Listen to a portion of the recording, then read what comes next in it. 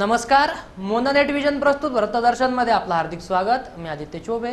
सुरुवातीला एक नजर आजच्या ठळक बातम्यांवर। सिल्लोड येथे 4 ऑगस्ट रोजी मेहुण्याने केलेल्या चाकू हल्ल्यातील जखमी राजेंद्र वानखेडे यांचा उपचारादरम्यान मृत्यू, तर पत्नी लक्ष्मीबाईची सुरू आहे मृत्यूशी झुंज। राज्यसभा निवडणुकीत भाजपाने प्रतिष्ठापनाला लावू नये, काँग्रेसचे अहमद पटेल विजयी झाल्याने भोकरदन येथे करण्यात आला जल्लोष। सिल्लोड येथील जिल्हा परिषद शाळेच्या 5 वर्ग खोल्या धोकादायक स्थितीत, संबंधित विभागाचे मात्र दुर्लक्ष। मुंबई येथे संपन्न झालेल्या मराठा क्रांती महामोर्चात सिल्लोड शहरासह तालुक्यातील हजारो मराठा समाज बांधवांचा सहभाग। आणि कन्नड तालुक्यातील पिशोर येथे डोंगराच्या पायथ्याशी एका शेतकऱ्यांनी फुलवली डाळिंबाची बाग, दुष्काळी परिस्थितीतही मेहनतीच्या आणि नियोजनाच्या बळावर साकारले स्वप्न। सिल्लोड येथील पंचायत समिती निवासस्थाने परिसरात 4 ऑगस्ट रोजी मेहुण्याने केलेल्या चाकू हल्ल्यातील राजेंद्र वानखेडे यांचा उपचारादरम्यान मृत्यू झाला असून त्यांची पत्नी मृत्यूशी झुंज देत आहे। सिल्लोड येथील पंचायत समिती क्वार्टरमध्ये बहिणीच्या पतीनेच केलेल्या हल्ल्यात जखमी झालेल्या एकाचा उपचारादरम्यान बुधवार रोजी पहाटे 2च्या सुमाराला मृत्यू झालाय।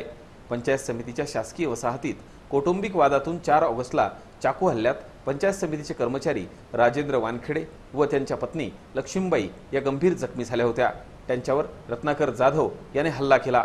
दोघांवर औरंगाबाद येथील घाटी रुग्णालयामध्ये उपचार सुरू होते। बुधवारी पहाटे 2च्या सुमारास राजेंद्र वानखेडे यांचा मृत्यू झालाय। त्यांच्यावर मूळ गावी म्हणजेच पानोड तालुका सिल्लोड येथे बुधवारी दुपारी अंत्यसंस्कार करण्यात आले। 2 वर्षापासून पत्नी भावाकडे राहत असून सासरी येत नसल्यामुळे रत्नाकर जाधव याने चाकूचे त्यांच्यावर वार केले होते।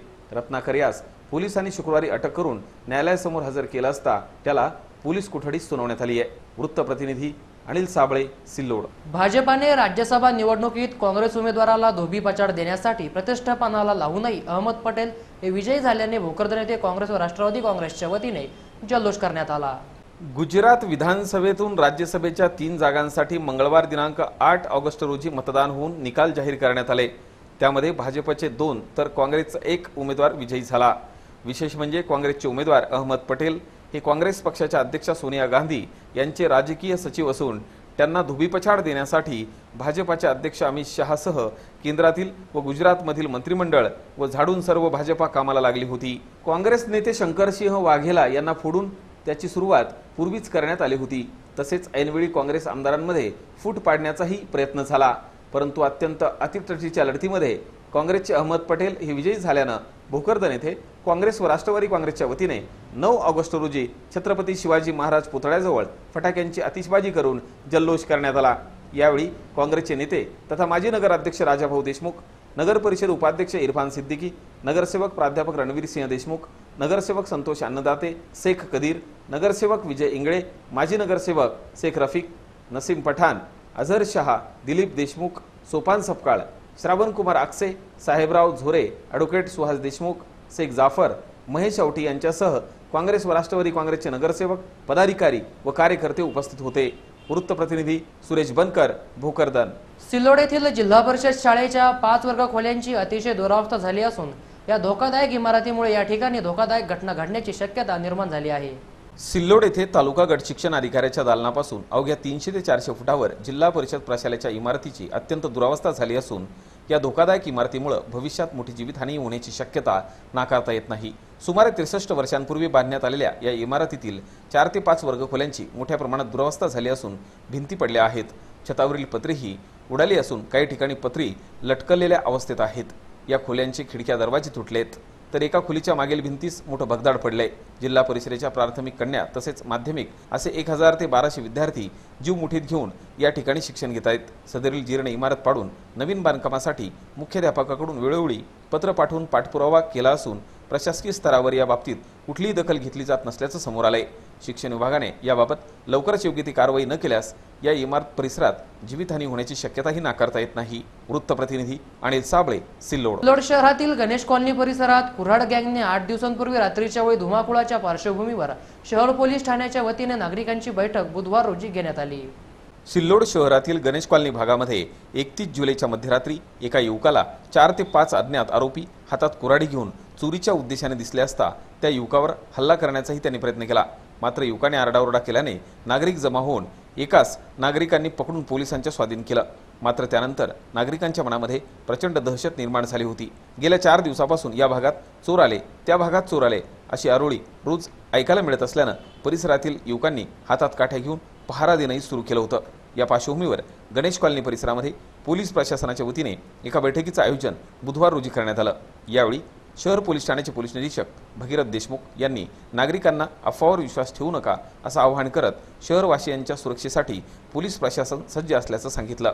या प्रसंगी उपनगर अध्यक्षा शकुंतलाबाई बनसोड, नगरसेवक रईस पठाण, पत्रकार आझम पठाण आदींसह भारतनगर, गणेश कॉलनी, माऊलीनगर, अंबारासनगर, प्रसादनगर आदी भागातील नागरिकांची उपस्थिती होती। वृत्तप्रतिनिधी अनिल साबळे, सिल्लोड। 9 ऑगस्ट क्रांती दिनी मुंबई येथे संपन्न झालेल्या मराठा क्रांती महामूक मोर्चामध्ये सिल्लोडसह तालुका परिसरातील हजारो मराठा बांधव सहभागी झाले होते। महाराष्ट्राच्या राजधानीमध्ये ऑगस्ट क्रांती दिनी मराठा समाज बांधवांचा भव्य दिव्य विराट महाक्रांती मोर्चा संपन्न झाला। या महामोर्चामध्ये सहभाग घेण्यासाठी सिल्लोड शहरासह तालुक्यातून हजारो मराठा समाज बांधव सहभागी झाले होते। मराठा समाजाला आरक्षण, कोपर्डी प्रकरणातील आरोपींना फाशी या प्रमुख मागण्यांसह इतरही मागण्यांसाठी महाराष्ट्रात 57 मोर्चे काढून मराठा समाजाने एक मोर्चाचा आदर्श इतिहास निर्माण करत क्रांतीदिनी राजधानीमध्ये 58व्या मोर्चाच्या माध्यमातून धडक दिली। सामान्य मराठा समाजाला शैक्षणिक, सामाजिक आणि आर्थिक पातळीवर मोठा त्रास सहन करावा लागतो आहे। त्याचबरोबर बदलत्या परिस्थितीमध्ये या समाजावरील अन्याय आणि अत्याचारातही वाढ झाल्यानं मराठा समाजाने आपल्या न्याय हक्कासाठी लढाई सुरू केल्यानं राज्यातील वातावरण ढवळून निघालंय। या विविध मागण्यांसाठी सिल्लोड येथेही जिल्ह्याच्या बरोबरीचा मोर्चा संपन्न झालेला असल्यानं मोठ्या प्रमाणावर जागरूकता या समाजामध्ये निर्माण झाली आहे। त्यामुळे राजधानी मुंबईतील मराठा क्रांती महामोर्चासाठी हजारोंच्या संख्येनं मराठा समाज बांधव मुंबईमध्ये दाखल झाले होते। मोर्चानंतर सरकारने अनेक आश्वासने दिली खरी, परंतु ती आश्वासने प्रत्यक्षात अंमलात आली नाही तर मराठा समाजाला आंदोलन अधिक तीव्र करावं लागेल यात काही शंका नाही। आणि कधी नव्हे तो मराठा समाज या मोर्चाच्या निमित्ताने एकवटल्यानं मराठ्यांची तीव्र आंदोलने सरकारला परवडणारे नाही हे नक्कीच। वृत्तप्रतिनिधी, वृत्तदर्शन, सिल्लोड। सिल्लोड येथील दैनिक सकाळचे पत्रकार सचिन चोबे यांना वाढदिवसाच्या निमित्ताने राज्य मराठी पत्रकार संघाच्या वतीने शुभेच्छा देण्यात आल्या। सिल्लोड येथील दैनिक सकाळचे तालुका प्रतिनिधी सचिन चोबे यांच्या वाढदिवसाच्या निमित्तानं सिल्लोड येथे महाराष्ट्र राज्य मराठी पत्रकार संघाच्या वतीने त्यांचा सत्कार करण्यात येऊन त्यांना वाढदिवसाच्या शुभेच्छा देण्यात आल्या। या कार्यक्रमाच्या अध्यक्षस्थानी संघटनेचे जिल्हाध्यक्ष प्रशांत श्रीसागर हे होते। या प्रसंगी बशीर पठाण, जगदीश नारळे, गजानन काकडे, जिठी वाघ, सोहेल कादरी, विलास नरवडे, विजय अग्रवाल, मुश्ताक शेख, मुमताज पठाण आदींसह राज्य मराठी पत्रकार संघाचे पदाधिकारी उपस्थित होते। यावेळी उपस्थितांनी चोबे यांना शुभेच्छा देत त्यांच्या पत्रकारितेचं कौतुक करत पुढील वाटचालीला शुभेच्छा दिल्या। वृत्तप्रतिनिधी अनिल साबळे, सिल्लोड। वर्षानुवर्षांपासून प्रतीक्षित असलेल्या सोलापूर-जळगाव रेल्वे मार्गाचा प्रस्ताव अडगळीत पडल्याची बाब समोर आली आहे। बहुप्रतीक्षित सोलापूर-जळगाव रेल्वे मार्गाबाबत नवनवीन माहिती समोर येत आहे। हा मार्ग पैठण-औरंगाबाद मार्गे न नेता जालना मार्गे वळविण्यात आला होता, परंतु प्रत्यक्षात सोलापूर-जालना-जळगाव रेल्वे मार्गाचा प्रस्ताव अडगळीत पडला आहे। तर सोलापूर-पैठण-औरंगाबाद-अजिंठा-जळगाव या मार्गाचं सर्वेक्षणच मंजूर नसल्याची बाबही समोर आली आहे। रेल्वे समितीचे अध्यक्ष ओमप्रकाश वर्मा यांनी 15 जून रोजी रेल्वेकडे माहिती अधिकारात विविध रेल्वे मार्गाच्या परिस्थितीची विचारणा केली होती। त्यातून ही माहिती समोर आली आहे। 2007 मध्ये सोलापूर-जळगाव मार्गाच्या सर्वेक्षणासाठी जवळपास 67 लाख रुपये निधी मंजूर करण्यात आला। हा मार्ग पैठण-औरंगाबाद मार्गे करण्यास मान्यता देण्यात आल्याचं सांगण्यात येत असताना तो जालना मार्गे वळवण्यात आला। रेल्वेकडून या मार्गासंदर्भात वेळोवेळी संभ्रमात टाकणारी माहिती देण्यात आली। आता पैठण-औरंगाबाद मार्गे या रेल्वे मार्गाचं सर्वेक्षण मंजूर नसल्याची माहिती देत सोलापूर-जळगाव हा 452 किलोमीटरचा मार्ग रेल्वे बोर्डाने बाजूला ठेवण्याची माहिती दिल्याचं वर्मा यांनी सांगितलं आहे। वृत्तप्रतिनिधी अनिल साबळे, सिल्लोड। कन्नड तालुक्यातील पिशोर येथील शेतकऱ्याने अथक परिश्रमाने दुष्काळाशी 2 हात करत डोंगराच्या पायथ्याशी डाळिंबाची बाग फुलवली आहे। कन्नड तालुक्यातील पिशोर येथील एका शेतकऱ्याने डोंगराच्या पायथ्याशी कठोर मेहनत घेत दुष्काळाशी 2 हात करत डाळिंबाची बाग फुलवली आहे। येथील शेतकरी किसनभाऊ मुकाशे व त्यांच्या परिवाराने या बागेसाठी मेहनत घेतली। 1.5 एकरवर त्यांनी 4 वर्षापूर्वी 400 झाडे लावली। ही झाडे आता उत्पादन देत असून आर्थिक स्रोत बनली आहेत। यासाठी सेंद्रिय खते व औषधी वापरत असल्याचं त्यांचे पुतणे हरिश्चंद्र मुकासे यांनी सांगितलं। विशेष म्हणजे त्यांनी या खडकाळ मुरमाड जमिनीवर डाळिंबासोबतच आंतरपीक म्हणून तुरीचं पीक घेतलंय। ही तुरीची झाडे तशीच उभी ठेवून 3 वर्षापूर्वी उत्पादन घेतलं जात आहे। ही तुरीची झाडे तशीच उभी ठेवून 3 वर्षापासून उत्पादन घेतलं जात आहे। त्यामुळे ही झाडे 6 ते 7 फूट उंचीची झाली आहेत। 5 भावांचे 45 सदस्य असलेले एकत्रित कुटुंब असून तो कौतुकाचा विषय आहे। दुभत्या गाईसह बैल, घोडा आदी त्यांच्याकडे असून चिकूची 300 झाडे ही, शामबुरीची 70 आणि पेरूची 30 झाडे सुद्धा त्यांनी जोपासली आहेत। वृत्त प्रतिनिधी अमोल मोरस्कर, पिशोर। सिल्लोड येथील टिळकनगर भागात मंगळागौरीचा सण उत्साहात साजरा करण्यात आला। हिंदू संस्कृतीमध्ये श्रावण महिन्याला अनन्यसाधारण असं महत्त्व आहे। या महिन्यामध्ये विविध व्रतवैकल्य, विविध धार्मिक पूजा अर्चा आदी कार्यक्रम संपन्न होतात। याच पार्श्वभूमीवर सिल्लोड येथील टिळकनगर भागातील दत्त मंदिरामध्ये मंगळागौरी साजरी करण्यात आली। औरंगाबाद येथील मोहिनी मंगळागौरी ग्रुपच्या वतीने पारंपरिक झिम्मा, फुगडी, दोडका किस इत्यादी खेळांच्या माध्यमातून स्वच्छता, बेटी बचाव, पर्यावरण बचाव, शेतकरी आत्महत्या आदी सामाजिक विषयावर आधारित मंगळागौर गीते सादर करण्यात आली। यावेळी श्याम मंगरुळकर, संध्या मंगरुळकर, प्रिया मंगरुळकर, शोभा मंगरुळकर, सुलभा सोनटक्के, संगीता सोनटक्के, संगीता राजहंस, रसिका कुलकर्णी आदींसह परिसरातील महिलांची उपस्थिती होती। वृत्त प्रतिनिधी अनिल साबळे, सिल्लोड। सिल्लोड तालुक्यातील घाटनांद्रा परिसरातील जोगेश्वरी देवी मंदिर परिसराचे सौंदर्य हिरवळीने खुलले असून श्रावणात भाविक दर्शनाबरोबर या निसर्ग सौंदर्याचाही आस्वाद घेत आहेत। सिल्लोड तालुक्यातील घाटनांद्रा गावापासून 4 किलोमीटर अंतरावर सागमाळ शिवारामध्ये निसर्गाच्या कुशीत व अजिंठा डोंगर रांगांच्या पर्वत रांगेमध्ये बसलेल्या व घाटनांद्रा गावासह संपूर्ण महाराष्ट्राची कुलस्वामिनी व मुंबापुरीचे प्रतिरूप असलेल्या जोगेश्वरी देवीच्या डोंगराचं सौंदर्य पावसाळ्यामुळे खुलून गेलं असून श्रावण महिन्यामध्ये भाविक दर्शनाबरोबरच निसर्गरम्य परिसराचा आनंद घेत आहेत। अजिंठा डोंगर रांगांमध्ये असलेल्या या डोंगरामध्ये इंद्रगढी, कळसुबाई, मनुवाई, जोगेश्वरी व धारेश्वर या देवी देवतांची मंदिरे असून निसर्गाच्या सानिध्यात आहेत। तर सध्या श्रावण महिना सुरू असल्यानं हा डोंगर हिरवळीने व भाविकांच्या गर्दीने खुलून गेलाय।